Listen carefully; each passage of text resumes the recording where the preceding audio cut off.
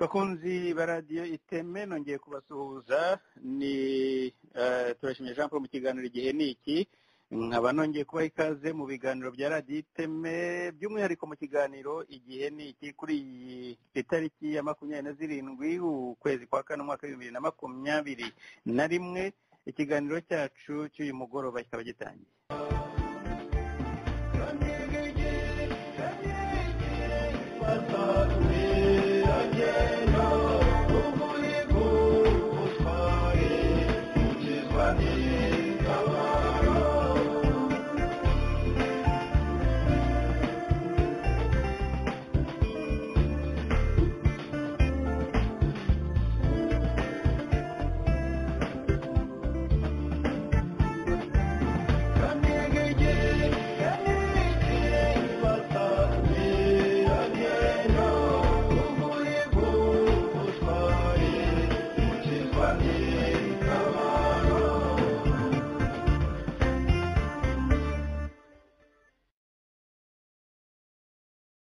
Reka nongere mbahe ikaze mu kiganiro cyacu igihe ni iki, ikiganiro tugiye gutangira tubabwira amakuru y'ifungwa ry'abajenerali babiri Muhire, Lieutenant General Muhire ndetse na General Fred Ibingira. Nubwo leta y'u Rwanda ishaka kugaragaza ko ngo ibyaha bibafungiye ari ibyaha bya covid ngo kubera ko banyuranyije n'amabwiriza ya covid, ariko ukuri ni uko ntaho bihuriye n'ayo mabwiriza ya covid, ahubwo ari umugambi muremure ukomeje gukomeza kurandura imizi yose ishoboka yo bita ko ari ibisigisigi bya Kagame, kugira ngo Jeannette azime adafite igihungabanya. General Bingira rero na General Muhire bakaba bari mu gihome bitwaza ibya covid, ariko ntabwo ari byo bazize, cyane cyane ko nka Ibingira we bagiye gushakisha igihe yaba yarakoreye ibyo byaha cyangwa se yaranyuranyije n'ayo mabwiriza. Reka rero umuntu abatindiye ni mu kanya turagaruka kandi ku myitwarire ya polisi uko ikomeje gufunga abantu n'ubundi muri ubu buryo, ariko ifite ibindi igamije. Ahangaha turagaruka ku makuru yavuzwe ku muhanzi Jay Polly, aho bamufashe barangiza bakamushyira imbere y'itangazamakuru. Ahangaha turaza kwibaza niba n'abajenerali byaba byiza, kuko bavuze ko icyo bafungiye uko atari intangarugero, nabo yenda ko bajya kuri kamera nk'uko n'abandi barimo kubikora kugira ngo batwereke ko they mean business, ko ibyo bavuga koko ari byo bagambiriye. Mwabonye za promotion zakozwe muri polisi, ibyo mwabonye yenda mwumvise bazamuwe mu ntera, ariko ntimwigeze yenda mumenya impamvu ya ziriya promotion zabariya ba polisi uko ari bane, ari Chantal, hari Mariza Munda, hakaba na Muhoranye ndetse na Dani Munyuza. Ariko ibi bikaba ari amarembera ya Dani Munyuza birimo bica amarenga, turaza kubigarukaho mu kanya. Turaza kandi mu nkuru ngufi cyane turaza kuvuga kuri iriya pass out ya kadete cyangwa se bari abasirikari mwabonye banangije amahugurwa ejo, aho Kagame yagiye kurangiza ayo mahugurwa ku muhango wamaze amasaha 2, ariko icyo ndi bugarukeho, ibi ni ibintu bisanzwe kugira amahugurwa, umukuru w'igihugu akajya kubyofishiringa cyangwa se kubera ko bagomba kurangiza bayi promoted bahawe amagrade ya officier, ariwe ugomba kubikora. Ariko ndaza kugaruka ku ijambo rye nubwo ntari buritindeho yavuze muri uriya muhango. Ni mu kanya rero, kandi nkaba mbafitiye na Ngombwa Benon mu isesengura ndetse no muri commentaire. Ni mu kanya rero katarambiranye dutangiye ikiganiro cyacu.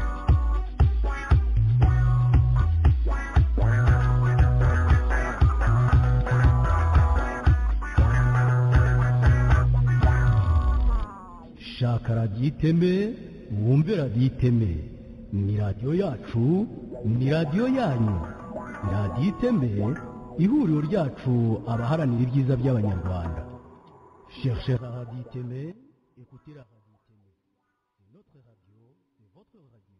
reka nongere mbaha ikaze muri studio bakunzi baraditeme ndetse mbonero n'akanya ko guha ikaze mugenzi wanjye turi kumwe aha ngaha muri iki kiganiro ngombwa Benon. Mbere y'uko ntangira ikiganiro nyizina reka mbanze muha ikaze ndetse numve ko mikoro ye itunganye. Benon, niba unyumva nongeye kuguha ikaze mu biganiro byacu, by'umwihariko muri kiganiro igihe ni cyarashize igihe tutaganira, wakoze kwigomwa akanya tukaba turi kumwe muri kiganiro. Urakoze cyane Jean Paul. Ni ibyishimo kuba ndi hano uyu munsi kugira ngo tuganire ku bibazo biri iwacu mu Rwanda. Suje abanyarwanda bose abari mu Rwanda n'abari mu mahanga, urakoze ubwo turi kumwe. Urakoze cyane Benon, kandi bakunzi baraditeme nk'uko nari maze kubibabwira, inkuru nyamukuru yacu kuri uyu mugoroba ni ifungwa rya Generali Ibingira na Generali Muhire. Ntabwo iyi nkuru nubwo tuyivuze uyu munsi ntabwo aribwo bagifungwa. Ibingira biravugwa ko yafunzwe ku itariki 7 kandi ibyo birivugirwa na leta y'u Rwanda. Noneho General Muhire we yafunzwe iminsi 2 ishize kuri 24. Ndagira ngo nsubire inyuma gato kuri harassment zakorewe aba bajeneho babiri, mutagira ngo ibi bintu byabaye ni coincidence. Muribuka ko Muhire yabaye harassed, mbese yatotejwe bihagije akiri colonel ndetse cyangwa ari brigadier general, ajya gusakwa n'abakaporale uburiri bwe bakamusaka ngo bafungura utubati baterera amakarito hanze, ngo kubera ko bari baketse yuko atishimiye Kagame cyangwa se atishimiye ubutegetsi cyangwa se afite ibyo bitaga icyo gihe manunguniko. Noneho baza no kugera ubwo bamuvana mu gisirikare. Yigeze kuba General Muhire yabaye chef d'état major w'ingabo zirwanira mu kirere, yabaye chef d'état major wa Air Force. Ntabwo ari umuntu umugani w'abakongomani, ntabwo ari n'importe qui, ni umuntu wayoboye ingabo ku rwego rw'igihugu. Noneho aza gutangira gutotezwa ubwo yari amaze nako kwamburwa iyo myanya, batangiye kumugendaho bashaka kumufunga, ndetse aza gusuzugurwa by'umwihariko n'abasirikari batoya ubwo bari ubwo ndumva dufite ko niba ari Benon yenda bagabanya volume iwawe, sinzi niba ari iwawe bipfira cyangwa se ndareba muri studio. Ahangaha aho byaba bipfira ugerageza kugabanya volume gatoya, niba ndumva bishobora kuba ari aho ngaho byari biri. Urakoze cyane. Ndagira ngo nkomereze kuri icyo kintu cya Muhire. Muhire rero amaze gusezererwa mu kazi nabwo ntiyigeze agira amahoro n'uyu munsi.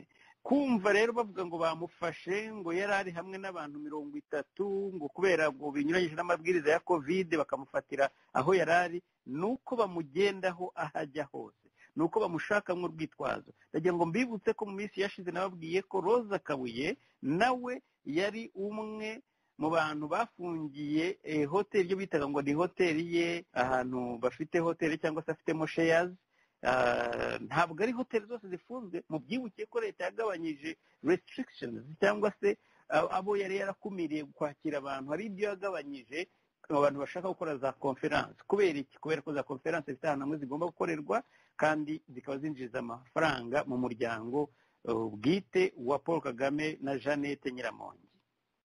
Mu minsi yashize rero nibwo Ibingira hari ku itariki 7 bavuze ko yagiye Butare arataha, barangije bamenya ko yari yaragiyeyo baramuzirika. Mwibuke ko Ibingira nawe ari umukuru w'inkeragutabara, mu gihe abanje avamo, bamanje kumuvanamo, babanza musenyera ikiraro cy'inka, baragitwika, bakubita hariya, yajya kujyayo gukamisha bakamena ibintu bye byose, nyine baramusuzugura, bamwereka ko bamushaka. Nyuma yaho akubita ipfukamiro hasi, arongera agaruka amara ko mu kazi, asubira mu myanya. Ubu rero amaze ibyumweru 2 n'igice cyangwa se 3 afunzwe azira ngo yagiye kwicara mu gusaba, yagiye gusaba i Butare ngo kandi ngo bibujanyijwe nako amategeko ya COVID atabyemera. reka rero mbere y'uko mpa ikaze Benon kuri iyi ngingo kuko ndashaka kugira ngo tujyane ingingo ku yindi, ibi bintu navuze nubwo ntarabikora byikorera ngicukora bucukumbuzi nubwo nta kintu kikihishe kirimo, yuko harimo ikintu cyo kugenda barandura ibisigisigi byose cyangwa se ibyo batekereza byatuma Kagame ashinga. Nabivuze inshuro nyinshi, ntabwo ari ironda karere, ntabwo ari ironda koko, na ibintu bigaragarira amaso y'abantu yuko hari umugambi, ntabwo nkivuga ko wihishe, wo kugira ngo barandure abantu batekereza ko baba bari pro Kagame, kugeza ubwo hazasigara abo bitwa ko ari pro Jeannette, ari naho Jeannette yiteguye guteka ingova. Guteka ingova ntabwo bivuze ko ari ukuba perezida gusa, ashobora nk'uko babivuga yenda ategura umukobwa we cyangwa se undi wese yaba ashaka wamukorera, ariko ibintu byose birimo gukorwa uyu munsi systematically bigenda intambwe ku yindi, bishingiye gusa ko bagomba kurandura bariya bantu bumva ko ari abantu begereye Kagame mu buryo bwa hafi. Ntashobora no kugira icyo abihinduraho kuri iyi nivo ahageze, kuko yamaze kwangirika bihagije.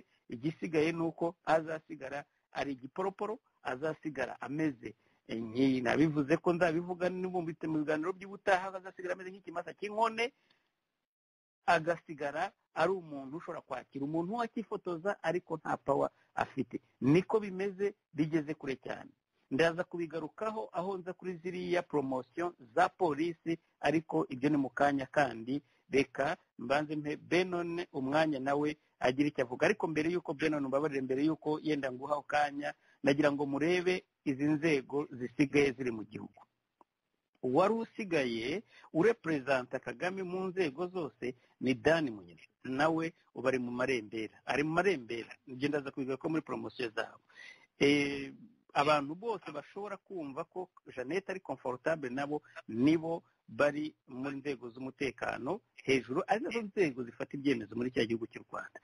Benon, ibyo ndaza kubigarukaho hanyuma. Wowe urebye ifungwa rya Ibingira muri iki gihe Kigali irimo ivuga ko yishimira intsinzi, inavuga ko guhakana kw'inkotanyi zaba zitarabaye intwari muri iki gihe byaba ari icyaha gihanirwa n'amategeko, kandi bigaragara ko koko nabo ubwabo muri iyi minsi ari uko kwishimira intsinzi. Bari impunzi, yenda barasabaga bagakwa iyo bari bagakora iyo mihango mu Rwanda, uyu munsi ntibashobora kuyikora. Iyo ntsinzi yabiteye ite? Ni iki? Igihe bajyaga mu kabari wenda bakanywa urwagwa aho bari, ariko bakavuga bati nta bwisanzure dufite, igihugu ntabwo ari icyacu, ejo ibintu bishobora kuduhindukana. Uyu munsi bakaba bashobora gufungwa kubera ko yagiye mu kabari, ari General Muhire yagiye mu kabari agafungwa, cyangwa yagiye guhura n'abantu b'inshuti bagasangira bagafungwa. Biranashoboka ko bamaze no kwikingiza na COVID.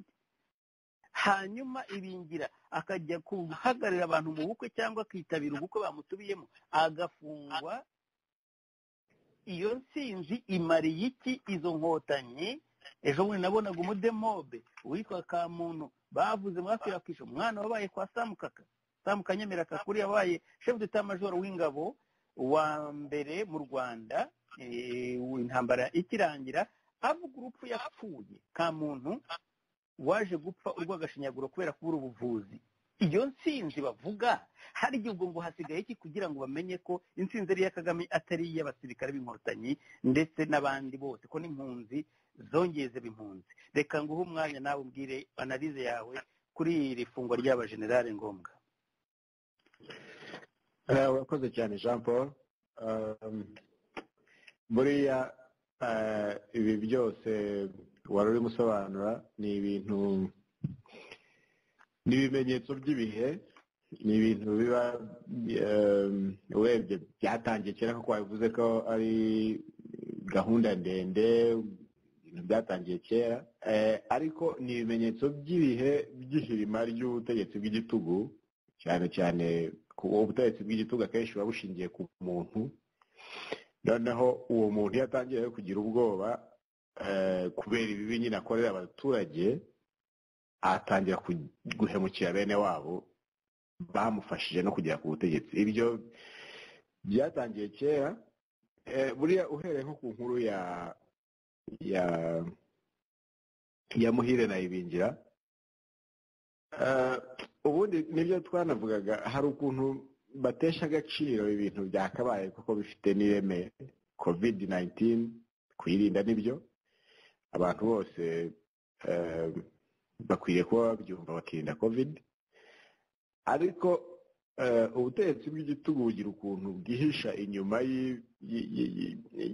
y'ibintu bihari y'ibintu bifatika mu by'ukuri ubusanzwe noneho bakabikoresha mu kubangamira abaturage no kwikizaho batavuga rumwe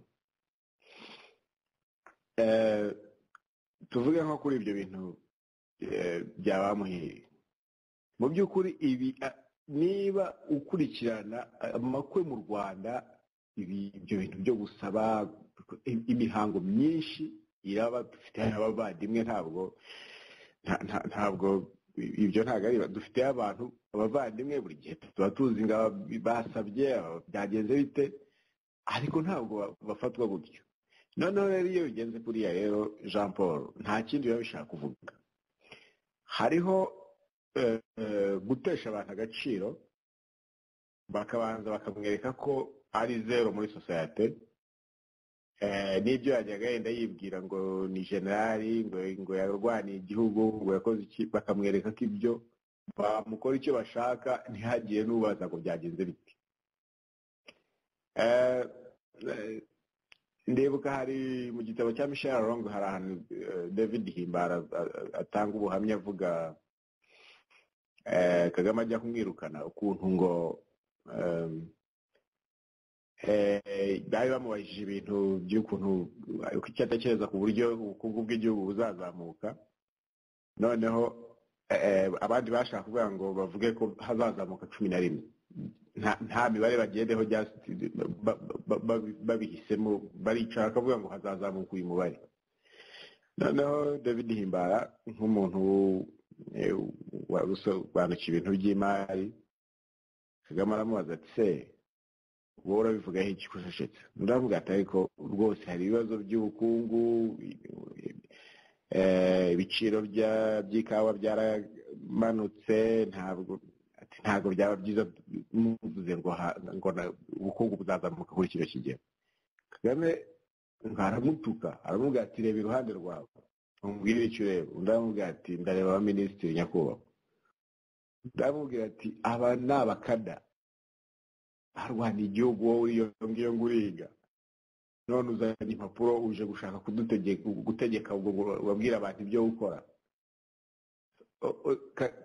ubutegetsi bw'igitugu niko yabukora ni ukuvuga ngo icyo gihe yafataga abantu ikintu yamukangishije cyane ni ukuvuga ngo reba iruhande rwawe hari abakada ubwo abo bakada nabo amaso yahise afunga aho kugira ngo barebe imikorere mibi ya Kagame yo kuba abashobora mu gukora ibintu bidafite umurongo kuvuga ngo igihugu cyazamutse kuri uyu mubare nta mibare bagendeho ahubwo bakishimira icyo kintu cyo kuvuga ngo abwiye Himbara ngo dore abantu nibo batumye uri muri uyu mwanya kuko nibo bakada babaye badahari ntago wakabaye uri no mwanya urimo ubwo bagaceceka bakareka Kagame noneho uwo yica nabi bakamwica nabi bati twebwe dore aradushima ariko ubutegetsi bubi cyane cyane bushingiye ku muntu cyane cyane Kagame we umukino we ni ugukoresha umuntu umwe gukoresha abandi bantu bose mu kwikiza umuntu umwe adashaka yamara kumurekura amaze guhirima agahita afatana none undi agakoresha abandi bose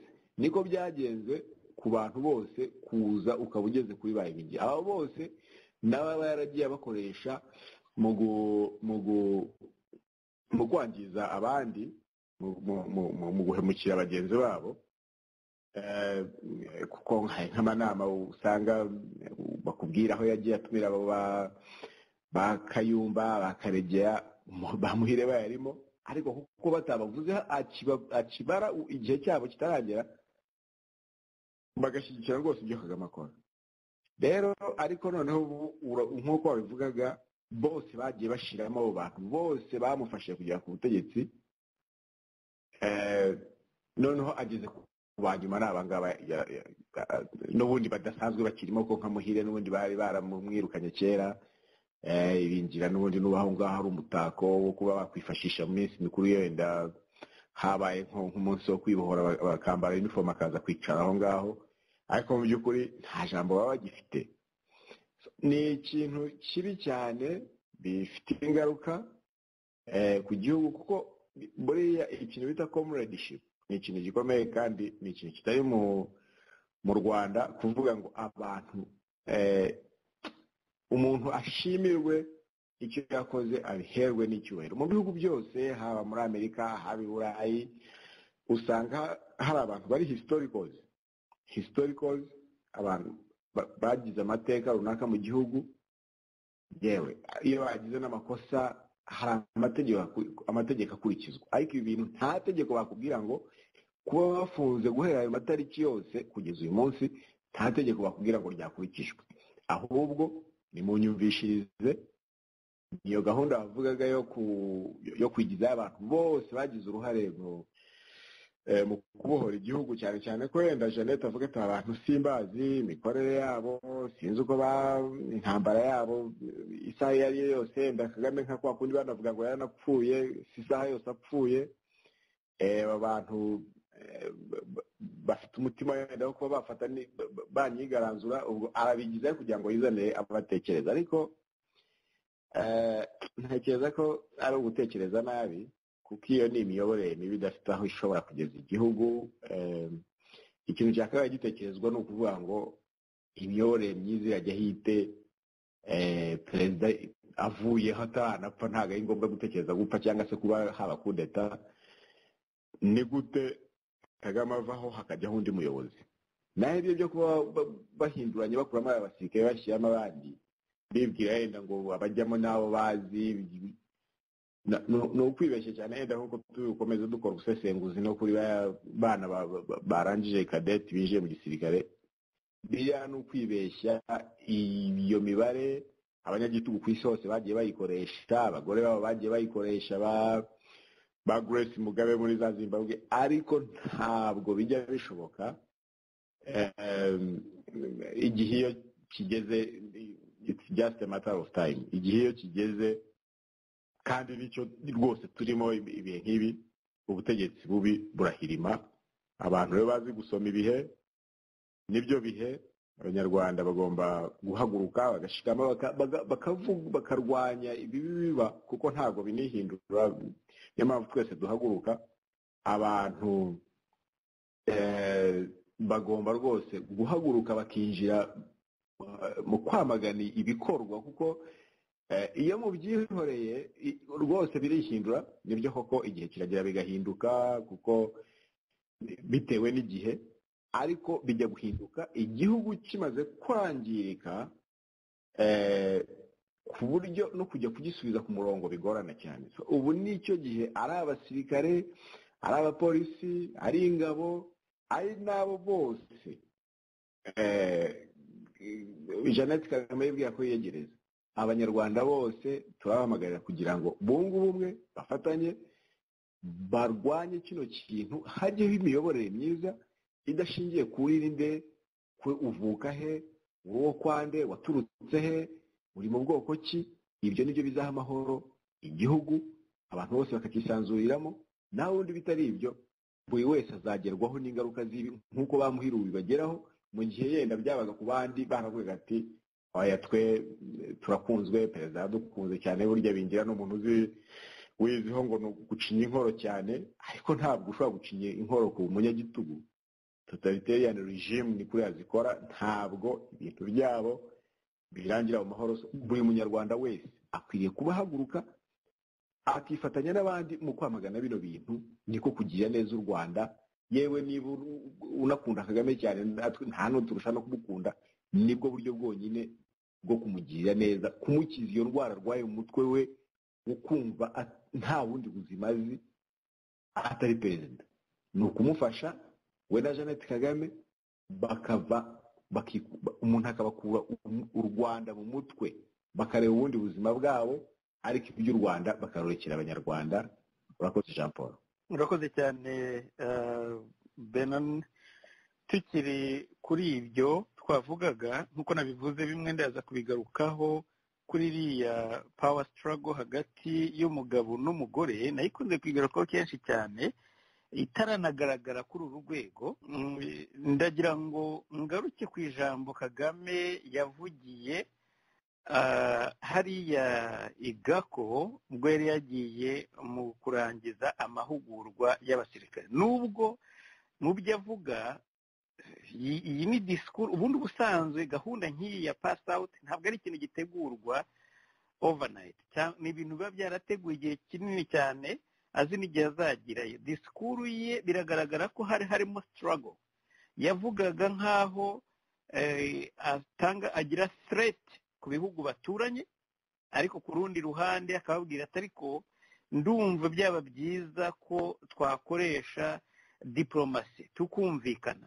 Iyi ntabwo kuri jyewe ntabwo ari imvugo y'umukuru w'igihugu, nako sijyanye nanjye gusa ni obvious, ntabwo ari imvugo y'umukuru w'igihugu muri iki gihe, muri aya matariki. Umuntu umaze imyaka makumyabiri n'irindwi, reka ariko mbivuga, ntabwo ari 23 nk'uko abantu babivuga, yabaye perezida kuva 1994, nubwo yenda iyo titire yo yayifashe ku mugaragaro za 1999, ariko kuvuga iyi disikuru arimo kuvuga uyu munsi ari umuperezida umwe utarahindutse, byonyine ubwabyo byakagaragaje ko yatsinzwe. Reka twumve mu magambo make cyane ibyo yavuze. Abaturanyi kajya n'ahandi twifuza umubano mwiza, tuzakora ibishoboka byose kugira ngo uwo mubano uboneke, duhereye abaturanyi, hari amajyepfo, hari uburasirazuba, hari uburengerazuba ndetse n'amajyaruguru. ariko icyo twubakira ubwo bushobozi ni ukugira ngo nyine u Rwanda rugire umutekano, uwo mutekano tuwubakireho, dutere imbere, ariko noneho no kugira ngo byumvikane ko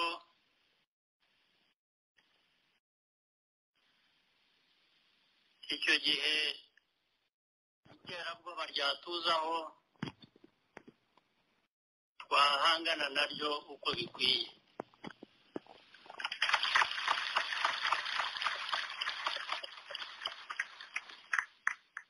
Icyashaka guhungabanya ubusugire bw'igihugu cyacu icyo ari cyo cyose, aho cyava hose, ubwo bushobozi niko twifuza kubukoresha. Ntabwo twifuza kubukoresha hanze y'igihugu cyacu tugira uwo dutera ubwoba cyangwa iki, cyangwa tugirira nabi, oya, ahubwo ni ukwirinda icyaduhungabanya. Ndetse bikanumvikana ko uwashaka guhungabanya umutekano wacu, ubusugire bw'igihugu cyacu,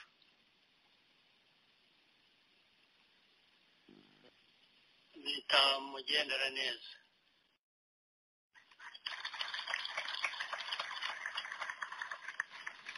Ko bihenze cyane, byamuhenda. Reka iryo jambo rye turigarukize ahangaha, aho nabivugaga ko mu ijambo rye ubundi agiye kwambika abasirikari impeta cyangwa se kubaha kofi kugira ngo abishyire ku mugaragaro bagire grade ya ofisiye nk'uko bikorwa n'ubusanzwe.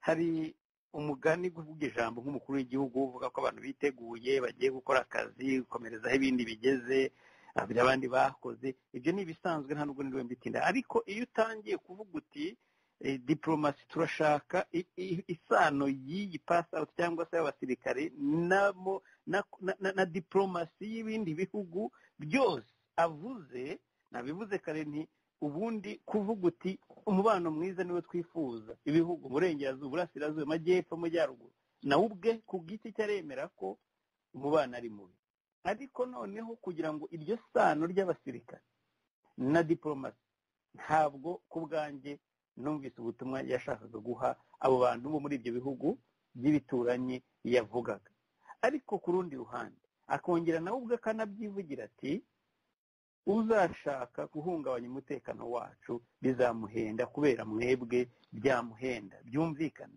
iyo contradiction iyo conflit nawe ubwo azanamo muri iriya pass out ku rundi ruhande nta cyizere aho abanyarwanda Benon nta n'ubwo ubwabyo bariya basirikare babyumvaga ko ni nka threat ari haha biriya bihugu bababwira ati turarangije amahugurwa muriteguye muri tayari ibibategereje bishobora kuba ari intambara nubwo twifuza kubana nabo neza ariko ku rundi ruhande mwitegure kuko hari abatwanga ariko babone ko mwiteguye bishobora kubahenda tuzarwana nibiramuka bibaye ngombwa ko ariyo nzira dufata ariko jyewe ntabwo ari n'icyo gusa yenda ne kujya muri analyse z'umukuru w'igihugu nk'umunyamakuru usanzwe ahubwo ndashaka kuvuga ko ku bwanjye harimo ikintu cya desperation aravuga ndiho ndatanga ukuboko kuri diplomasi ariko icyo mbisabisha ni ingabo zanjye ni nko kwerekana ko twebwe tudatinya kurwana ntabwo dushaka diplomasi ko dutinya kurwana ariko nabyo biri kuri table sinzi wowe analyse zawe buri muntu wese afite uko abona ibintu iri jambo warikuye mu iki Benon urakoze cyane Jean Paul urareberega twagize ibyago bikomeye cyane nibyo Paul Kagame ni mafia sinzi niba wararebye amafoto ye yakubisemo za filime mu maso hari umugabo imiyoborere hari umuntu w'umumafia ntabwo ari nk'umutegetsi w'igihugu mu by'ukuri uyobora igihugu hari umuntu w'umumafia bita Pablo Escobar yari umucuruzi w'ibiyobyabwenge yavukiye mu muryango ukennye burya kenshi baba banahuje n'amateka nk'ibyo bya Kagame uko tujya tubyumva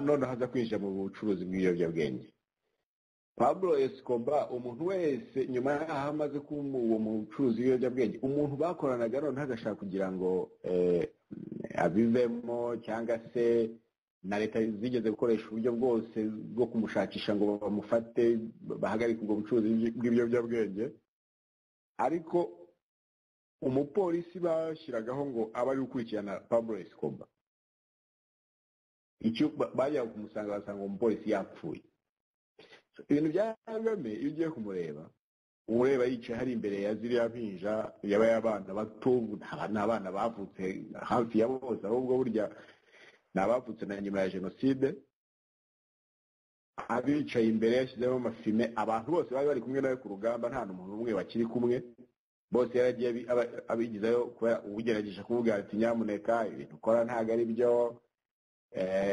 bizageza igihugu habi umubwiye uyu munsi ejo akaba yagiye umuvuzeho ejo akaba yapfuye ibintu bene nk'ibyo ni ikihebe gishingira no mu karere nyine no muri uwo mubano nk'uko amafiya bose bakora umubano we awusabisha iterabwoba biriya bintu byose ureba ijambo rye rishingiye ku iterabwoba mu by'ukuri nta iyo ugiye gukurikira za pass out zose zibaho z'ingabo mu bindi bihugu bituranye naho nta hantu baba bateguza abasirikare ngo mwitegure kurwana n'ibihugu muturanye ngo tuzagerageza umubano ariko nibinanirana ubwo intambara ivuga biriya mu by'ukuri iyo yicaye hariya yashyizemo ziriya fime urebye aba yibuka abana bato batabariye igihugu igihe kuko barwanira kugira ngo batahuke bava mu buhungiro noneho akibuka ko bose bashize ariko ari ubamaze ariko noneho yarabo bano bana akavuga ati imana irakarama dore havutse abana bato batazi ibyanjye batazi ubuhemu nakoreye ababyeyi babo batazi ubuhemu nakoreye bakuru babo ati ubu noneho ntangiranye n'abashya baza kubashora mu ntambara zitandukanye bakomeze bandwanire. Niyo mibare we rwose aba arimo y'umureba yashyizemo filime abareba ati mbonye intama hano, mbonye ibitambo ngiye kohereza hirya no hino mu mishinga yanjye bampfire. Ariko noneho nibyo twavugaga, bariya bana ni abantu ubundi koko bagombye gukoreshwa mu iterambere ry'igihugu. Ku isi hose ibihugu byose bifite ingabo, ariko ntabwo ikibanza cya mbere ari ibintu by'intambara. Nuvuga ibyo bintu Kagame akirimo tujya mbabwira bimeze aracyafite imitekerereze nk'inyeshyamba, nk'inyamaswa mu ishyamba, in the jungle.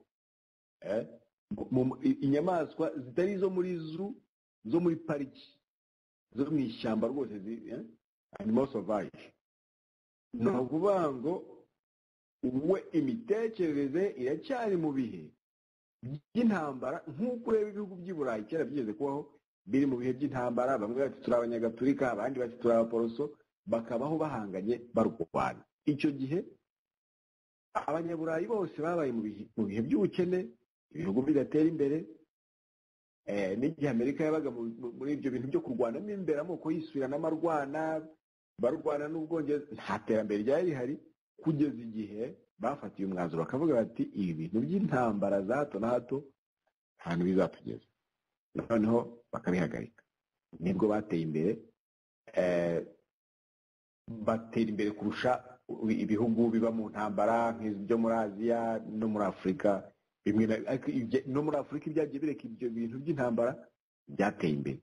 Kagame rero aracyari muri iyo myumvire ishaje ya kera. Ibihe byarahindutse, ntiyahindukana nabyo. Waracyafite iyo myumvire y'intambara, buri mwanya intambara. Niyo mpamvu azengurutswe n'ibibazo, noneho ibyo bibazo akabizana akabishyira no ku banyarwanda. Ese nka buriya avuga ngo hagira utuzanaho iterabwoba, akaba yabwiza ukuri bariya abasirikare bashya binjiye mu ngabo, akababwira ati nyamuneka dore mwinjiye mu ngabo, uzanzanaho iterabwoba muzahagarare mu ndwanire. Kuko iyo ugiye kureba abantu bose, ibihugu byose afitanye nabyo ibibazo, cyangwa se n'abantu ku giti cyabo, abo yita opposition zimurwanya, ibyo abeshya abanyarwanda ngo abantu bashaka kudusubiza iyo twavuye. Nta bantu na bamwe bafitanye ikibazo n'abanyarwanda ari abantu bari muri opposition. Nta muntu ufitanye ikibazo n'abanyarwanda, bagifitanye nawe personally imiyoborere ye mibi, ashyiramo abanyarwanda bakaryana, ariko mu by'ukuri ari imiyoborere mibi. Uyu munsi avuye ku butegetsi hakajyaho undi muntu ufite imyumvire mizima. 99% y'abantu avuga ngo banga u Rwanda, ngo barwanya u Rwanda, hafi ya bose babaye mu Rwanda bubaka igihugu cyabo. Ariko kuba yaragifashe akiyitiranya nacyo, n'ingaruka zose zihari, kandi wareba akabibona neza ko ikibazo ari we, akananirwa kuvaho ngo ahate igihugu abenegihugu. Noneho agatangira kubwira abana ati nyamuneka uzashaka kuzana iterabwoba muzahagarare mu rwaye nabo. Ariko yarakwiye kubabwiza ukuri ati ahubwo umuntu uzaza kumbaza impamvu niba igihugu, impamvu nyobora igihugu nabi, impamvu igihugu ntishyira mu rungabangabo ku buryo abantu bose batazi uko ejo bizamera, uzaza kubimbaza muzamurwanya. Ariko abo basirikare nabo nabashishikariza nk'uko benshi kuko bagerageje no kwigaho amashuri make ashoboka, nibura icyiciro benshi barimo bafite za bachelor's degree. Icyo ni icyiciro nibura cy'ibanze cyafasha umuntu gukoraho noneho n'ubundi bushakashatsi, agasoma akareba. N'ubwo ko Kagame we yibwira ko ari n'abana, ariko bakwiye kureba izo ntambara bashoramo zihuriye he n'abanyarwanda, zihuriye n'ababyeyi babo, zihuriye he n'abakuru babo. Cyane ko bariya abantu ureba nta n'umwe udafite mwene wabo wahemukiwe na Kagame, wishwe na Kagame, cyangwa se uri mu buhungiro azira Kagame. Ubwo rero imikino yose Kagame arimo akina ni nk'iyaba mafiya nyine, ishobora kutazamugendekera neza, cyane cyane ko imuteranya n'akarere ariko nabo basirikare bato yinjizamo babona ukuri, barasoma, barumva, bareba aho igihugu kigana, bafite ibyo bifuza kugira ngo babe mu gihugu gitekanye. So ibyo akora byose, izi ngamba zose akora azi ko ari izo kwitabara, ahubwo ziraganisha cyane ku maherezo ye, kuko ntabwo ntekereza ko abantu bazishora mu kurwanira ibikorwa bye bibi. Ni igihe u Rwanda rukwiye kujya mu mahoro, hakibandwa ku bikorwa by'iterambere. Abasirikare ubundi bagira n'ibikorwa by'iterambere, abo bize ubuganga, bize ibiki, bakajya muri ibyo bikorwa, ariko ntabwo ari igihe cyo kwamamaza intambara. Urakoze Jean Paul. Benon, urakoze cyane. Nta nubwo kuri iyo nkuru nta n'ibindi nakongeraho, cyane cyane ko bibaye no mu gihe noneho bagiye gusanga abantu nkabingira bavuga ibigwi bya RPF inkotanyi muri iki gihe, bavuga bati ba bandi yari haduhaho urugero, dore uko barangiye. Kandi si bo gusa, ngiye nshobora gutangira nkakubwira guhera kuri abo ngabo basamukaka. Nakubwiye uriya muntu witwa Kamuntu bavugaga ngo wapfuye ejo bundi kubera kunanirwa kwivuza, ndetse itangazamakuru ryamugeraho bakajya guhiga bamushatse ngo bavugane nawe. Uwo akaba yarabaye umwe mu barindaga umutekano wa Sam Kanyemera Kaka wayoboye ingabo z'u Rwanda nyuma ya 1994. Ukareba n'uwamukurikiye Roy Kayumba Nyamwasa nawe ubu ngubu uri mu buhungiro. Ukareba Karegeya nabo uko bahunze, nuko Kagame yabahurikiye akabica aho bahungiye. Ukareba abo bandi bose barimo ba Siza Kayizari, abo bantu bose bavugaga imyato, ba Nyamurangwa, ba Kadafi Kazintwari. Ukaza kureba abo ngabo bose bakarenzi Karake. Ukareba ibingira noneho uyu munsi ba Jacques Nziza. Ukareba ba Lieutenant General Muhire. Ntabwo liste nshobora kuyivuga. Iyo Kagame ajya gukora reference akavuga ati abandi mateka y'iki gisirikare, warangiza ukavuga ibintu nka biriya imbere y'abari abantu ushaka kwankuraja cyangwa kumotiva, njye numva ntazi aho ababikora. Ariko ntabwo nshaka gusubira kuri iyo nkuru. Ndagira ngo tuze kuri iriya nkuru y'iriya promotion, kuko birajyana, promotion y'abapolisi. Sinshaka kwenda tuyitindaho cyane, ariko ndagira ngo tuyikoreho commentaire ngufi, kubera ko ifitanye isano cyane n'iri fungwa rya General Bingira ndetse na Muhire. Kuko abantu benshi babonye Dan Munyuza arimo abaye CG cyangwa se Commission General, baravuga bati bamwongereye icyizere, bamugize icyizere, bamuhaye icyizere gikomeye. Ariko nta nubwo nibuka yenda ngo bafate reference ku bantu nka General Nyamvumba, bafate Kayonga se, yewe na Musho Kamanzi. Abantu iyo Kagame agiye kubanza kuguhigika, ubundi arabanza kugeza mu bushorishori. Niko bigenda buri gihe, kandi warabivuze no mu kiganiro cy'ubushize, ku buryo nawe ubwawe ahari batabibona. Ariko Dan ashobora kubabibona. Dan we yabanze gusogongera urwango rwa Kagame, cyangwa se ko nta nshuti agira muri za 2001. Ndabyibuka neza cyane ubwo ngo yari yakoze commentaire mu kabare ari kumwe n'uriya witwa Maurice wa Nyaruhirira, n'uriya muzungu yarapfuye, kugeza uyu munsi yarapfuye. Ubwo Jacques Nziza yari DMI yabahamagaye akavuga ngo bavuze ko ngo hari abantu, ubwo bavuga ni Kayumba icyo gihe, ngo bari bakwiriye ngo kuzasimbura Kagame, ngo none ntiyari akwiye kujya begezayo. Icyo cyonyine gusa Dan Munyuza aragifungirwa igihe kinini cyane. N'uyu munsi ubwo arimo akorera yenda izo nkuru zo nazazigarukaho ubutaha ko nzifiteho amakuru ahagije. Ariko nyuma baza kumuha briefing, n'iyo briefing bayimuhaye muri za 2003, kuko bamufunguye banza baramujyanye za Shyorongi, haviriyeyo aza kuza nawe gufata briefing muri hahandi bitaga State House hariya haruguru ya Beneri. Baza kumusubiza icyizere kugira ngo atangire niragaruke bamusubize icyizere, ubwo yatangiye gusubira muri deployment. Ariko yarafunzwe akorwaho icyizere kugeza ubwo buhoro buhoro nyine we avuga ati ubu niyo hari nk'igiti kiguye cyangwa nk'ubwo haba ari nka voka yaba iguye ahita agira ubwoba agakora icyo yifuza ko akora. Ibyo rero byose arabizi, kandi noneho nta na rimwe ashobora kuba inshuti ya Nyiramongi, ntabwo bishoboka. Kandi Nyiramongi nawe agira inzika ziteye ubwoba kandi aramuzi, n'abantu basa n'abahanganye, cyane cyane ko Nyiramongi ahubwo yapreferaga Jacques Nziza, n'abadapfuye yenda uwo niwe muntu wasa nkaho yazagira uruhare yenda akorera nyuma y'ikoti, ariko ntabwo yigeze adigera ibya Dan Munyuza. Niba rero Jeannette Nyiramongi kandi niko bimeze, arimo yubaka imbaraga nyinshi cyane, ubwo Jeannette Kagame arimo network ikomeza kuzamuka, iriya promotion haribo ntari bugarukeho Chantal sindi muvugeho, kuko umugabo we yenda reka mbahe hinte abantu bamwe mu biganiro byacu by'ubutaha, bishobora no kuba iby'ejo bundi ku kiganiro uyu munsi.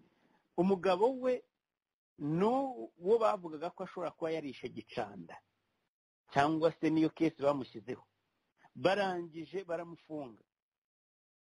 Nawe amakuru ngitohoza nzayabageza ejo bundi ku kiganiro cy'uyu munsi, ariko nawe yarazamutse bamugira nawe yungirije Dan, kimwe na Felix Ntamuhoranye ndetse na Mariza Munda. Umuntu urimo gutegurwa muri uriya mwanya ni Felix, niwe ugiye gutekinga over, kandi akaba ari ya generasiyo y'abawirirwa Gasana, Felix Ntamuhoranye aho ngaho muri polisi, wirirwa Gasana muri commandement ya za special forces, Kabanda nawe mwaramubonye hariya muri Gako, ashoje ubundi ashobora kuzaba chief of staff akavanaho Mupenzi, Kazura we niwe mukuru w'ingabo zose, ndetse ahandi hose baragenda bakora icyo nakwita dismantling buhoro, ariko umugambi nyamukuru ari ukugira ngo Jeannette bimworohere kugira ngo abe ari we ufata iriya commandement cyangwa se gestion y'igihugu.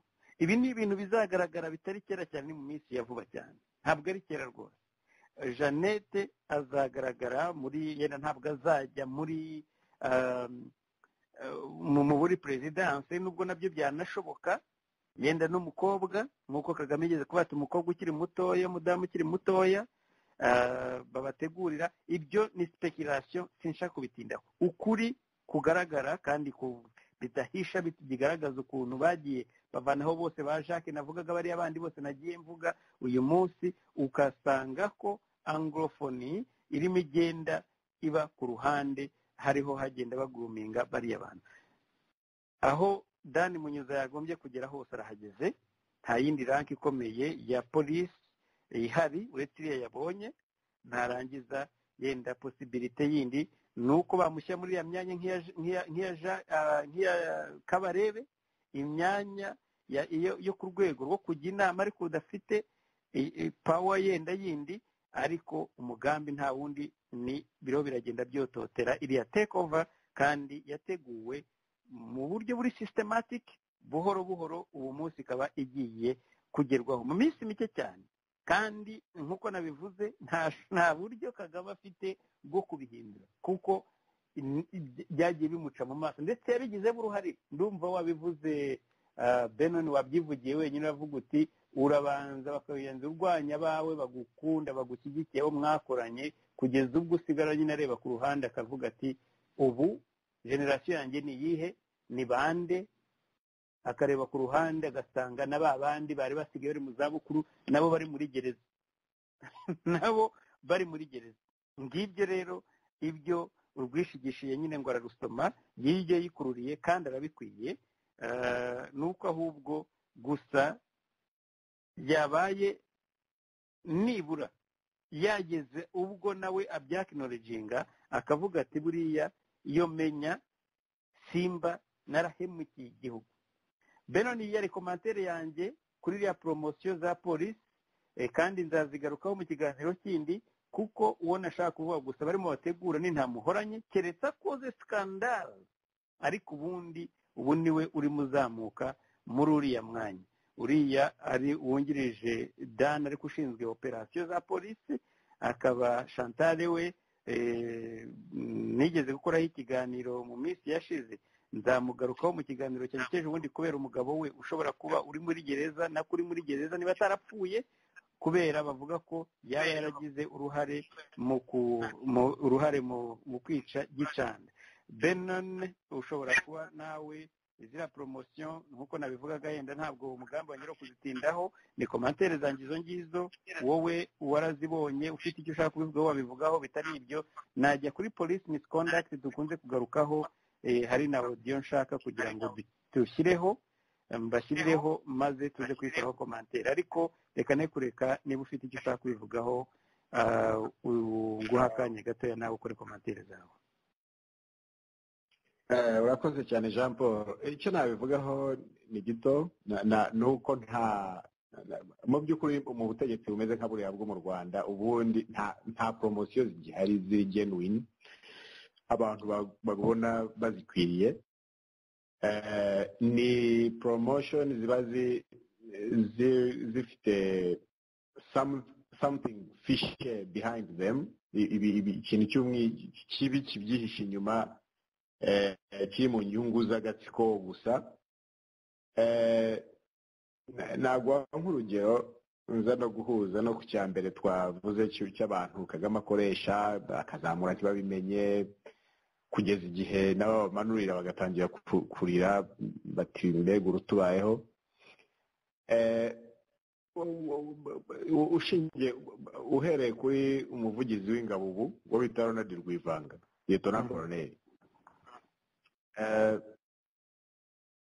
muri guhera 2013 na kabiri yari Lieutenant yari umusirikare muto umaze iminsi avuye kuri kadeti nk'abo bose bakinjira ubu ngubu ariko yazamutse vuba umunsi umwe yabaye kapiteni ukwezi kumwe ubundi bamugize majoro ubundi birangira ageze kuri koroneli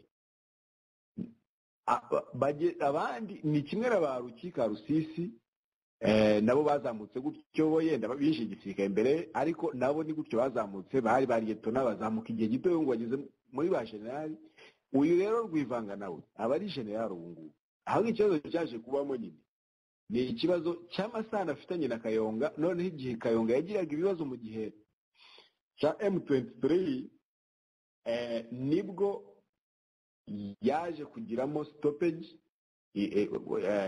kuzamuka kwe kwaje guhagarara noneho avanwa no muri kanje paho yari kuri pereza ryaho Kayonga avanwa ku buyobozi bwo mu ngabo umugore wa Kayonga wari permanent secretary muri ministeri nawe bamukuraho icyo ni ikibazo kimwe gikomeye urya ntabwo iyo abantu yenda rimwe bashobora kumva tuvuga akavuga ko se mwebwe mamushaka ko mu Rwanda haba abantu b'indakoreka badahanwa hadakurikizwa amategeko ntabwo ari byo tuvuga icyo tuba tuvuga ni ukuvuga ngo niba umuntu akoze icyaha bigaragare agihanirwe ariko ubu kuntu ibintu bimeze mu Rwanda nta nubwo tugishobora gutandukanya umuntu wakoze icyaha koko agiye kujyanirwa n'utagikoze kuko nk'iyo wumvishe ngo Kagame yajyanye ibibazo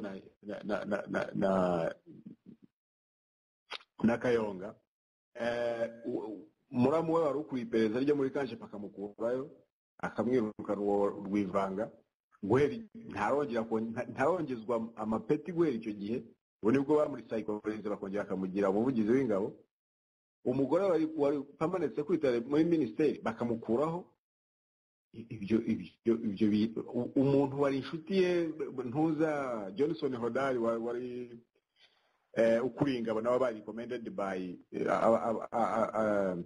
byatanzwe na Kayonga kugira ngo abukuriye kanjepe nawe ako kanya gahita avaho ibyo biteza ikibazo bikagaragaza ko ntabwo ari icyaha cyakozwe n'umuntu yendaga bari cyahanirwa ahubwo ni mu nyangire urundi rugero rutoya nakuhereka ni urunguru rwa Nyamvumba abantu bari mu bintu mu buyobozi bwo mu Rwanda hari Nyamvumba hari Robert Nyamvumba hari Robert ari Andrew Nyamvumba Andrew Nyamvumba yari ari kwiperereza nawe, mukuru we Nyamvumba Patrick akuriye ingabo, ariko umunsi bajya mu mwiherero akabaza Nyamvumba ngo iyo Patrick ibyo mvuga urabizi, guhera icyo gihe niho bavuyeyo murumuna we Robert Nyamvumba afungwa, bakavuga ngo yibye amafaranga, mukuru we arirukanwe, Andrew Nyamvumba nawe mu mwanya w'iperereza bamukuramo,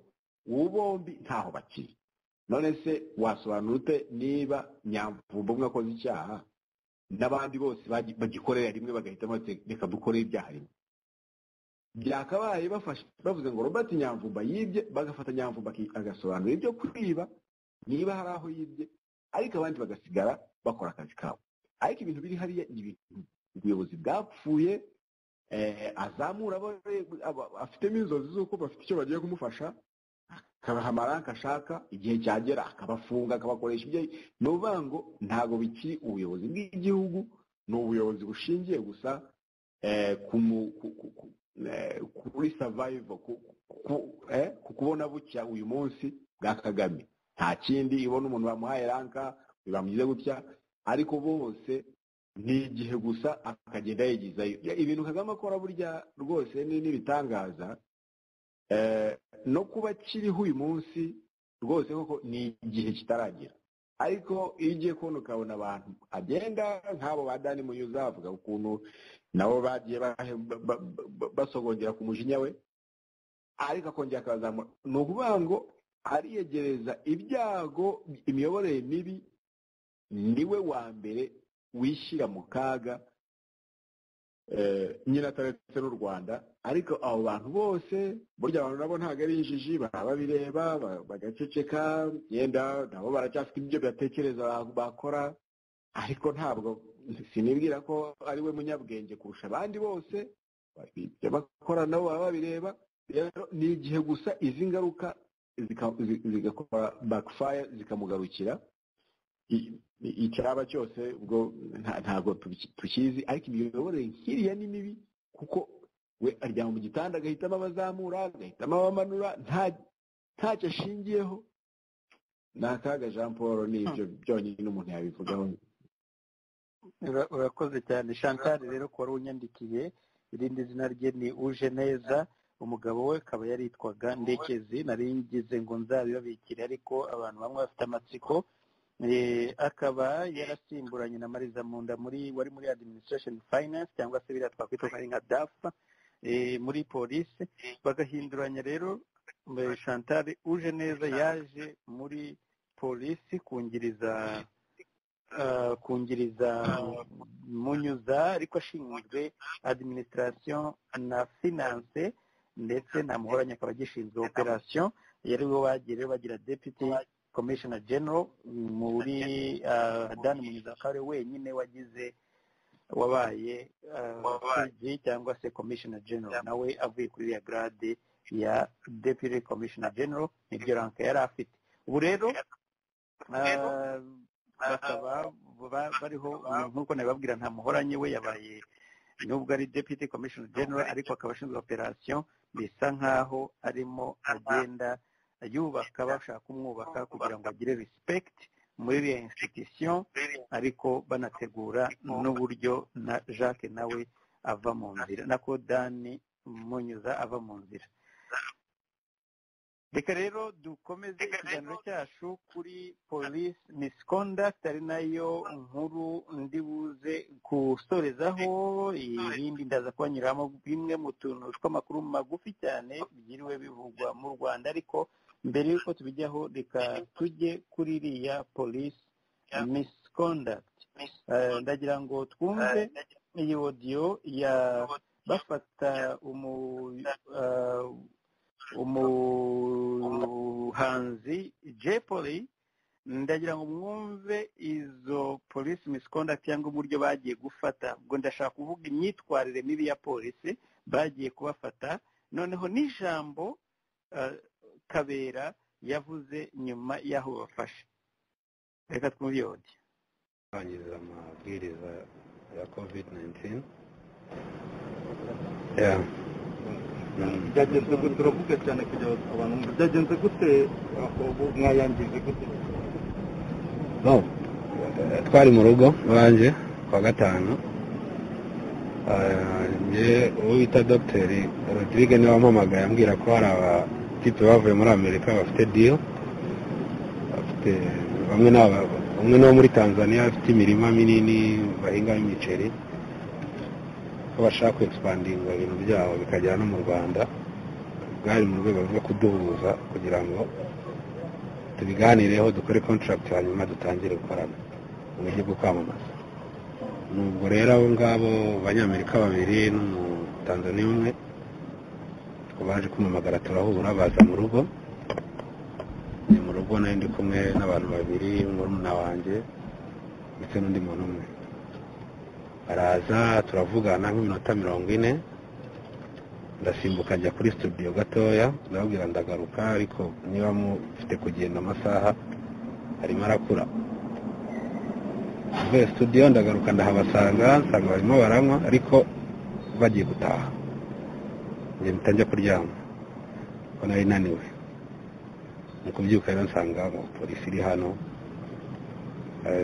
hari n'abantu benshi ntazi uko bahageze nari ndyamye ndabyuka batuzana ahangaha ko twari benshi urumva ko iwanjye uko wabona gutyo babasanze mu rugo abo 12 hanyuma mu byo polisi yatubwiye mbere ni uko babasanganye n'ibiyobyabwenge birimo n'urumogi nawe warabibonye ibyo ntabwo mbizi kabisa kuko icyo nzi ni uko twangije amabwiriza ko haje abantu benshi kandi ni iwanjye ariko ibyo bindi byo ntabyo nzi kabisa ntabyo wamenye yewe batubwira aba bantu bari baje bawe kudusura ni ikirori nasobanuye abari baje kundeba nabo twari tugiye gukorana deal abo banyamerika n'umutanzaniya umwe ibyo twaranabirangije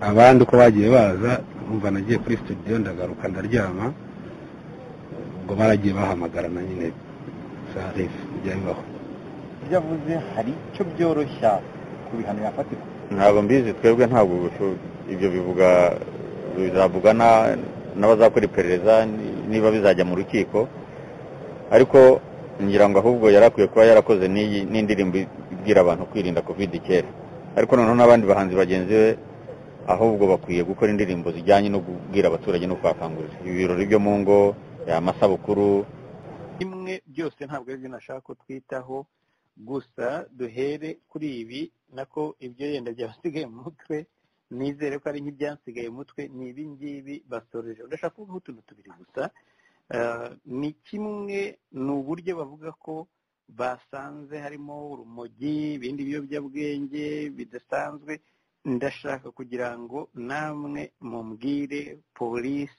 iza idafite warrant ikaza bari abantu bayihamagaye batari abantu barengeje umubare ahangaha ukuntu izi ikabasanga mu nzu urumogi bakarusanga aho ngo mu ntebe ibyo biyobyabwenge bakabisanga mu ntebe batabihishe ubundi wakwibaza muri polisi ubusanzwe niba bayihamagaye bayibwira bati aha ari abantu bariho bacuranga imiziki isakuza cyane ku buryo tudashobora gusinzira ese polisi iraza igahita ivuga ati noneho turanabasaka icyo ni kimwe ikindi cya kabiri kijyanye n'ibyo polisi barayihamagaye bati aha hari umubare mwinshi w'abantu barenze ku mabwiriza ya covid noneho ukaza ukanavuga ngo no munsi y'intebe harimo iki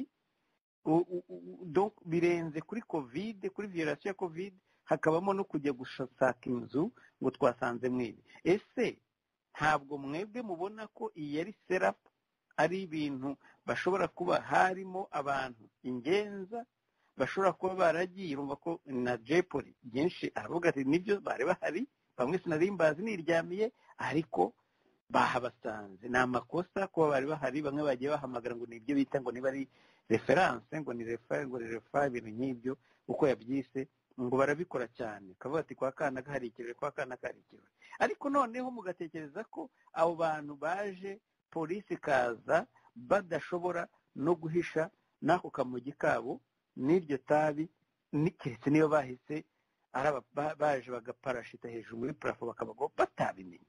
Sino ntabwo ibyo bintu bishoboka, ni serapu iyi ngiyi babakoreye.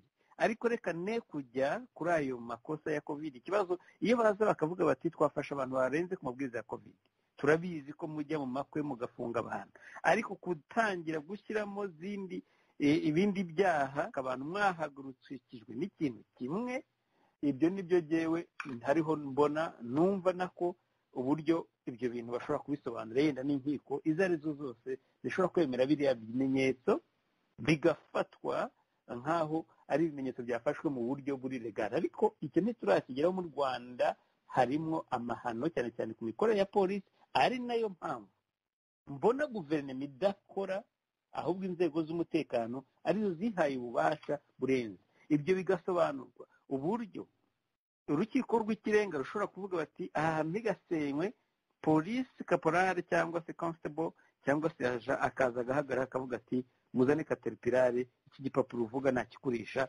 kivuze iki. Ni ibintu biteye ubwoba, ni nayo mpamvu ubona izi misconduct ubona polisi ishobora kugenda hariya. Niba ari covid, vuga ko abantu baverenze covid, bahe yenda niba ari byo musanganye umufuka fine, ariko kuvuga ngo byari mu intebe se come mwagiye mu ntebe mushaka mwinshi. Niba apere, niba emergency yari covid murababonye, ujya no gusaka munsi y'intebe, munsi ukajya gucukura cyangwa no mu tubati. Ibyo bikwereka ko biriya bintu byo yavashe bukwiriye guhinduka, bikwiriye gucika burundu. Ntabwo ari icyo gusa, kansoreze kuri iriya jambo Kabera avuze ati twarababwiye ngo bakudufashe gukora ubukangurambaga bahimba indirimbo. Erega mu byaha ariko hagiye kwiyongeramo ko kuba atarahimbye indirimbo ikangurira abantu kwirinda icyorezo cya covid. Murabyumviye mwebwe mwenyine, nicyo yagombye kuba yarakoze, n'abandi bose bagombye kuba babikora. Yes, arabaririmbyi ndabizi ko barabikoze, ba Diamond barabikoze, ba Koffi Olomide barabikoze, ariko ntabwo abaririmbyi bose babikoze. Ari abo muri Afurika, ari abo mu Rwanda, yenda hari ababikoze, hari n'abatarabikoze. Ntacyo bivuze kuvuga ngo umwe arayiririmbye undi ntayiririmbye. Niba atabikoze ni ubushake bwe, ni ibintu bigomba kumuva mu mutima no mu buhanzi bwe. Ntabwo ari ibintu polisi ishobora kuvuga ngo bagombye kuba barakoze ibi, ndetse n'abandi twaranabibabwiye bakwiriye kuba babikora. Benon, iyi niyo nkuru tugiye gusorezaho, uretse ko hari izindi nkuru zimwe zivuzwe mu Rwanda, harimo nk'inkuru yuriya washyizeho dating site nabonye bariho bamagana, ariko sinshaka kubivanga kuri iyi police misconduct. Ntabwo ari ubwa mbere imyitwarire mibi ya polisi tubivuze, ndetse niba leta ikwiriye kugira igihindura, ari abadepite n'abandi bagomba guhera kuri iyi polisi. Bitari ibyo leta izakomeza kwangwa urunuka, izanakomeza kugaragaza incompetence kubera iyi myitwarire ya polisi. Benon, ndagira ngo nguhe ijambo dusoza ikiganiro cyacu mu magambo make kuri wowe iyi nkuru ya polisi. Eske twababwira iki tutababwiye, icyo tutavuze n'iki, ariko komantere zawe. Jean Paul Rakoze, imiyoborere mibi rwose igejeje igihugu ku mavi. Ibyo cyongereza bita ngo the countries on its knees, igihugu kiri ku mavi. Ni ukuvuga ngo nk'uko nigeze kwivuga, ibi ni ya gahunda ikomeje yo gushyira abanyarwanda mu bwoba. Abanyarwanda bose ni abanyabyaha, nta munyarwanda uri prominent, nta munyarwanda bavuga ngo, hari ibyo bajya bavuga ngo bavuga rikijyana. Mu Rwanda nta muntu uvuga ngo ryijyane, uretse ko buri munyarwanda wese yakaba yanavuga rikijyana. Iryo jambo sinzi niyo barikuye ngo perezida yajyanye inama n'abavuga rikijyana, ukibaza abandi bavuga, bigasaba ko hari undi urimujyanira. Ariko noneho mu Rwanda iyi draconian laws bagenda bashyiraho mu gihugu, ibyo bumvaga ingamba za covid, hari ingamba bashyiraho zinyuranyije n'amategeko. Urugo rw'umuntu ku isi hose, amategeko ya universal, ntavogerwa. Ibyo ukorera mu nzu yawe, nta muntu urimo kwica, nta ibyo bintu ntavogerwa. Abantu bagusura mu rugo, ibyo bintu binavogerwa byaba mu gihe cya covid no mu kindi gihe. Ni ukuvuga ngo ziriya ngamba baba barashyizeho bitwaza covid ihari, hakajyaho draconian laws zituma bakoresha mu gushyira ubwoba, iterabwoba mu banyarwanda. Noneho ku buryo nk'uko wumva hari ijambo ryaje mu Rwanda ubu bashyize mu bantu, mbese ibyaha urabyemera, ngo wenda byemera bikanabisabira n'imbabazi. Icyo ni ikintu bashyize mu banyarwanda, n'uvuga ngo umuntu wese ufashwe ijambo rya mbere azi ryo kuvuga ni ukuvuga ngo ndabyemera nkanabisabira n'imbabazi. Ni ukuvuga ngo ni ya control, militaristic control bashyira mu baturage, abaturage bose baremera ibyaha bakanabisabira n'imbabazi. Nta gusobanura, nta kwibura, nta kuburana ngo avuga ati barambeshyera. Abantu bari ku mavi. Ariko iyi miyoborere ni nk'uko twavuze ubushize, nta kindi twabivugaho. Ntawe bitazageraho imiyoborere nk'iyi mibi ishyira iterabwoba mu bantu ngo baba abantu basaba imbabazi, bananirwe gutekereza, bituma badatekereza ku burenganzira bwabo, bituma batareba imiyoborere mibi bagirirwa, bituma batareba ibikorwa by'iterambere bakagezeho. Urumva nk'uwo muntu niba yari afite diru yashakaga nk'uko abivuga zo muri Tanzania, ni ibintu bimuhungabanyije, atazongera gukurikirana n'abo banyamahanga, atazongera kugarukamo, yenda bakavuga ati mu Rwanda ntibishoboka, abantu nta burenganzira bafite mu gihugu cyabo.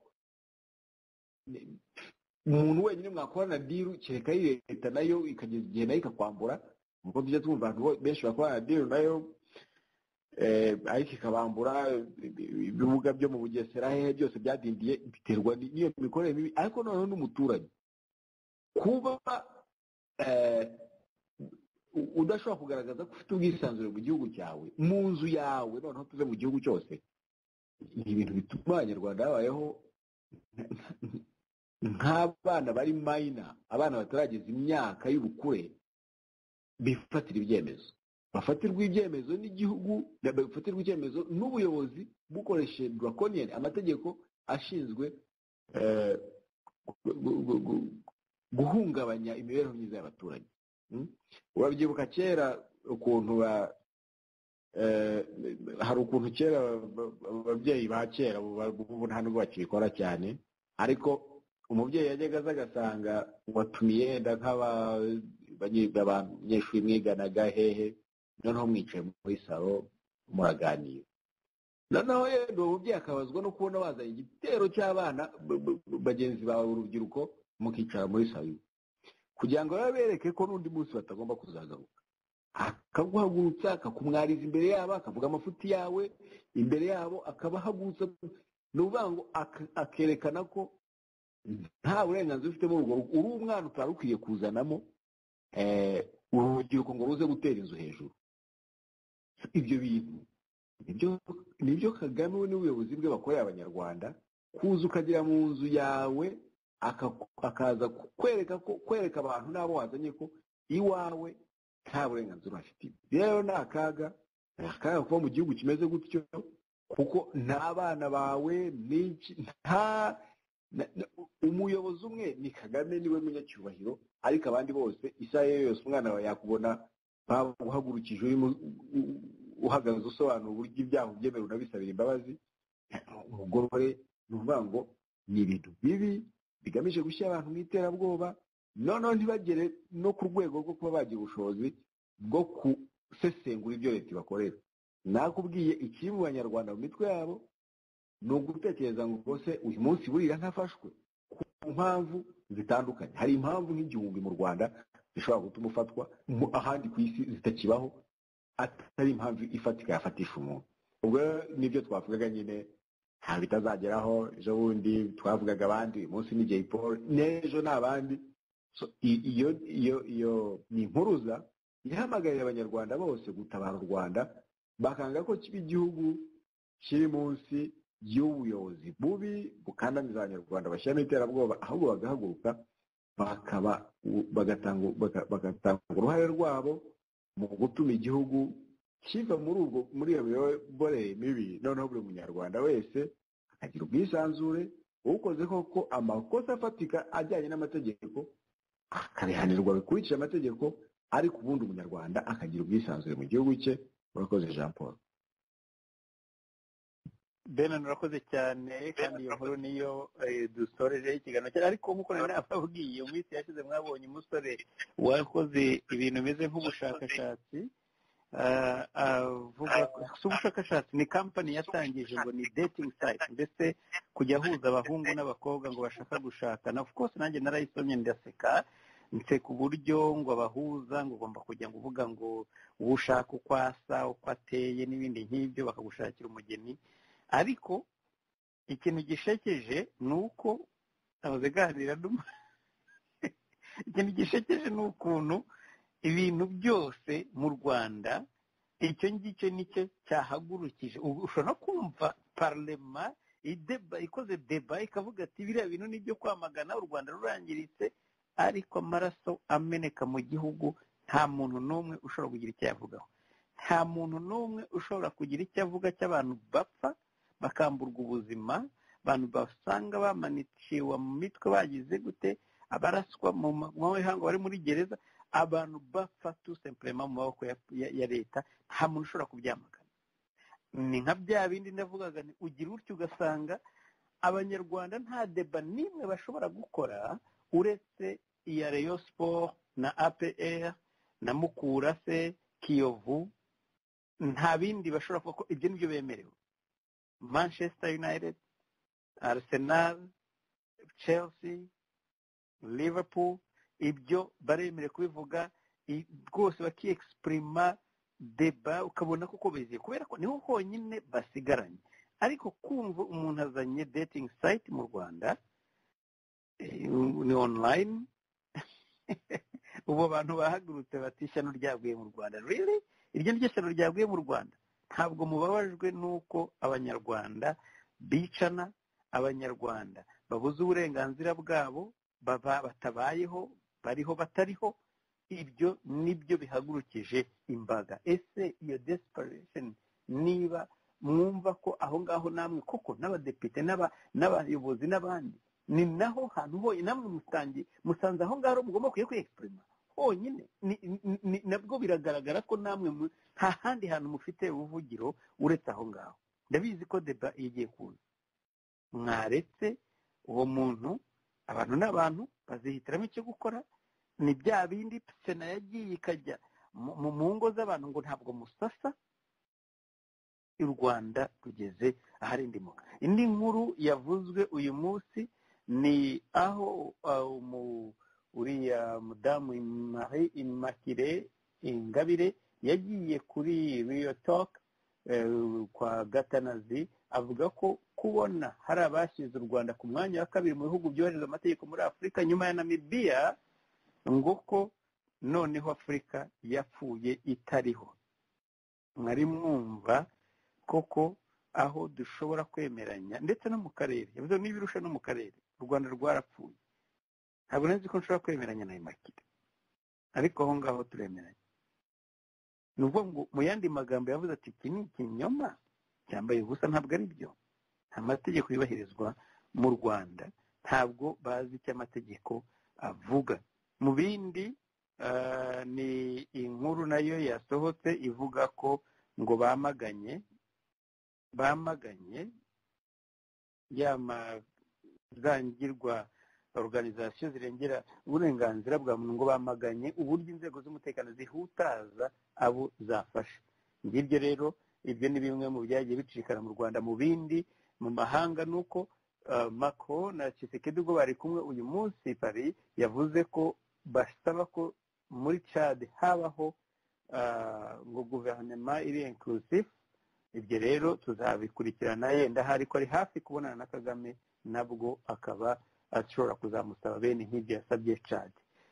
Tukivuga kuri ibyo korana na Kagame, ari nacyo kintu nsorezaho, nuko ngo Macron yakwifuje yuko, mbabare ntabwo aricyo nsorezaho, ngo yakwifuje yuko yazagera mu Rwanda mbere uko Kagame aza. Nk'uko nayo babwiye, Kagame yateganyijwe mu Bufaransa, bishobora kuba ari itariki 18 z'ukwezi kwa gatanu, ndetse bimwe mu byo maze kumenya nuko imyiteguro ye yo kujya mu Bufaransa irimbanyije.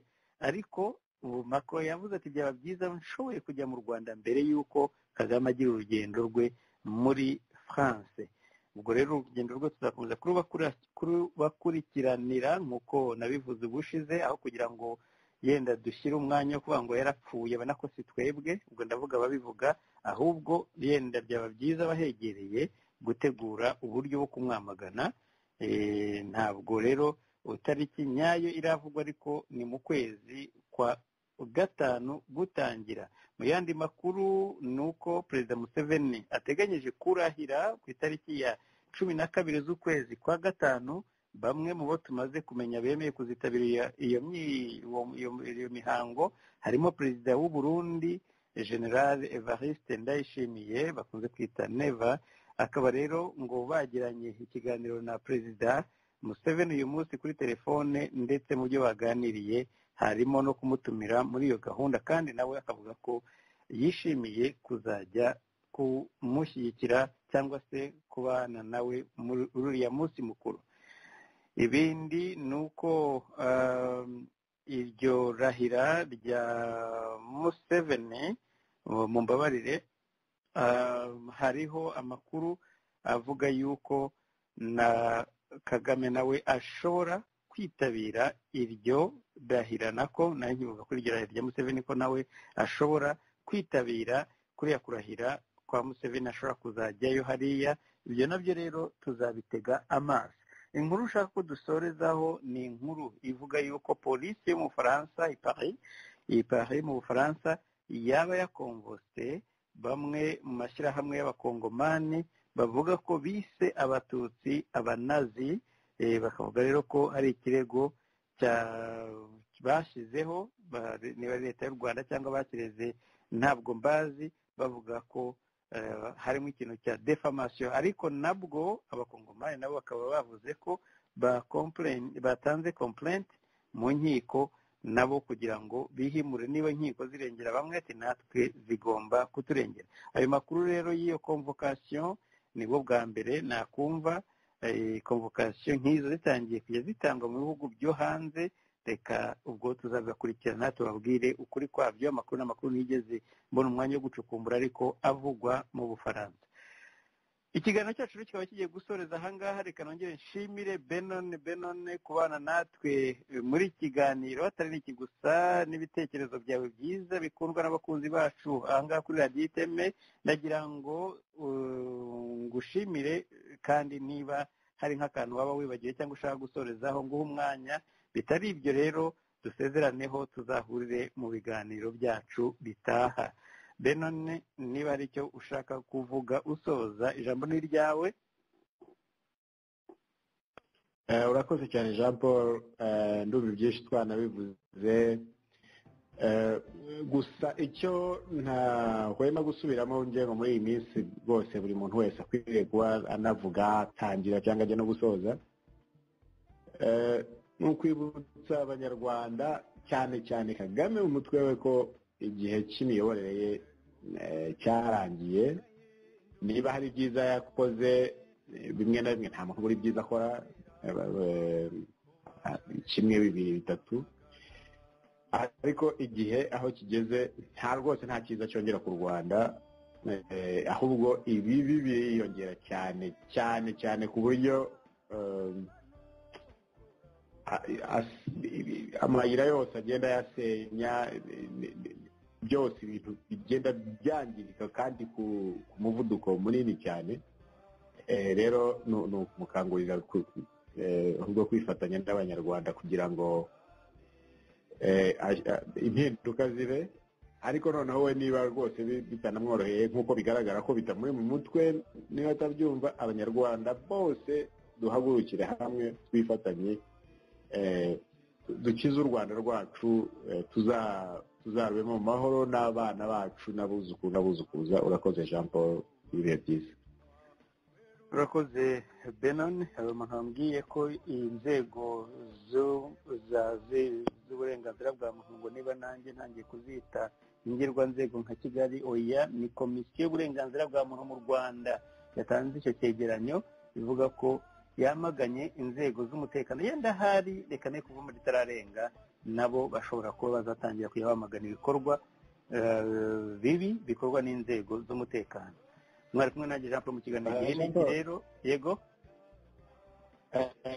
kuri ibyo bintu bya komisiyo y'uburenganzira bw'ikiremwamuntu ibintu bakoze buriya nta ugiye kureba nta gishya bakoze kuko baremera nyine ibyabaye. Niba umuntu yarishwe n'inzego z'umutekano ntabwo bari kuvuga ngo reka bamwice, ariko ntacyo bakora kuri ibyo bintu nubwo banabeshye ngo barabikurikirana, ntacyo babikurikiranaho, nta perereza, ntaki baba bategereje gusa icyo leta ibabwira kuvuga akaba icyo bavuga. Nta rwego rugikora, abantu bose bicara bagategereza amabwiriza. Abacamanza bategereza amabwiriza kuva hejuru,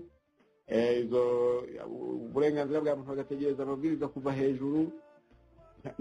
Nta kintu kigikorwa. Kandi nyine se cyakorwa gite mu gihe ubuyobozi noneho bwavuye ku gihugu haba bushingiye ku muntu, bushingiye ku kubaho kwe gusa.